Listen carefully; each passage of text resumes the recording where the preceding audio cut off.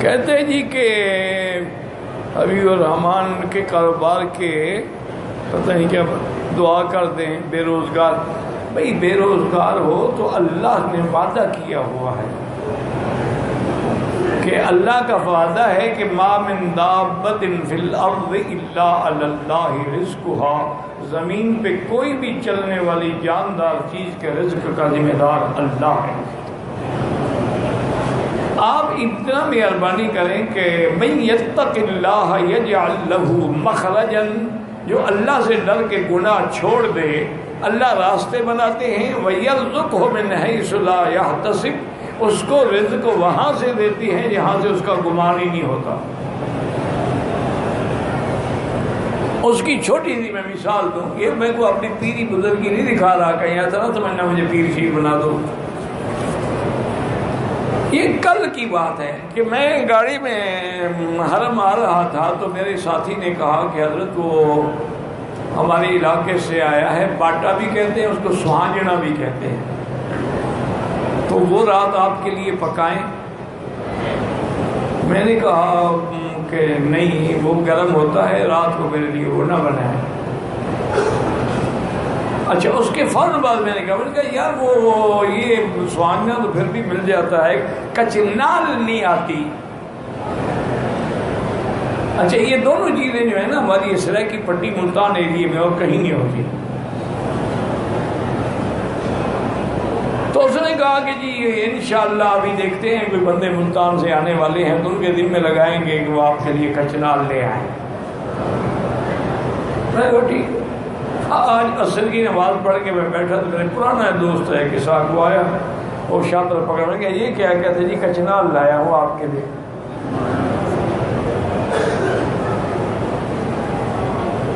بھئی کب آئے؟ انہوں نے کہا جی میں سیدھا ایئرپورٹ ادھر ہی آ رہا ہوں کہ کچنال خراب نہ ہو جائے, اس نے ہاتھ میں پکڑی ہوئی ہے. تو اللہ اس طرح دیتے ہیں. حالانکہ میں نے الحمدللہ نہ مانگی نہ میں نے اس کو کہا ہے, لیکن جب اللہ پر یقین کامل ہو تو اللہ فرماتے چلو میرے بندے کے منہ سے نکل گیا تو سچا کر دو اس کو. تو اس لیے دو باتیں یاد رکھیں. ایک گناہ چھوڑ دو, جب تک گناہوں میں رہو گے کبھی نہ اطمینان قلب ہوگا نہ رزق حلال ہوگا. اور ہمیشہ دیکھو نا, آگ ہو آگ پر پیٹرول ڈالو آگ بڑھے گی, کم تو نہیں ہوگی نا. یہ آپ کا جو حسینوں سے عشق بازی ہے نا اس سے آگ بڑھتی ہے, ٹھنڈی نہیں ہوتی. پیشاب سے کبھی کپڑا نہیں دھویا جاتا. آپ توبہ کریں, گناہ چھوڑ دیں, اور استغفر اللہ الذی لا الہ الا هو الحی القیوم واتوب الیہ. یہ 2000 دفعہ روزانہ پڑھیں. ہر نماز کے بعد 2 تسبیح پڑھ لیں, مشکل کیا ہے. انشاءاللہ آپ دیکھیں کہ آپ حیران ہو جائیں گے کہ رزق کہاں سے آیا. اسی طرح ایک صحابی فرماتے ہیں کہ میں بڑا ہی اداس تھا, غمگین تھا, پریشان بیٹھا تھا کہ حضور پاک تشریف لائے. فرمایا کیا بات ہے, کیوں غمگین؟ انہوں نے کہا حضور ایک تو قرضہ بہت ہو گیا ہے اور وسائل رزق بھی نہیں رہے ہیں کہ میں کب آ کے قرض ادا کروں. آپ نے فرمایا اللہ کے بندے یہ کیا مشکل ہے, میں تمہیں ایک دعا بتلاتا ہوں پر اس کو یاد کر لو.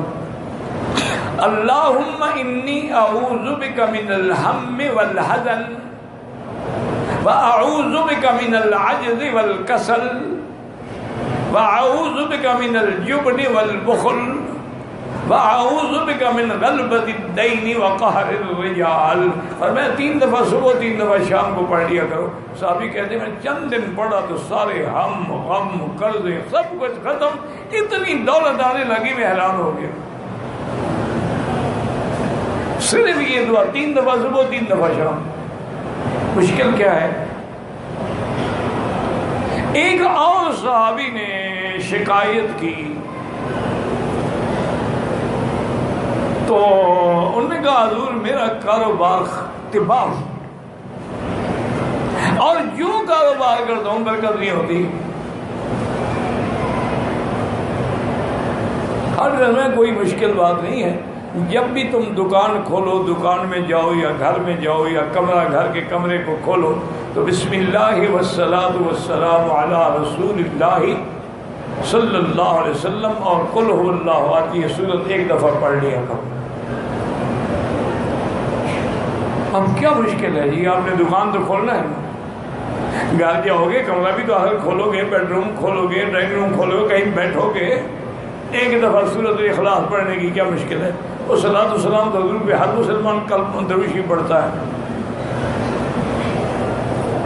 اس نے کہا جی اللہ نے میرے رزق میں ایسے برکتیں ڈالی کہ میں مٹی کو ہاتھ لگاتا تھا اور سونا بن جاتا.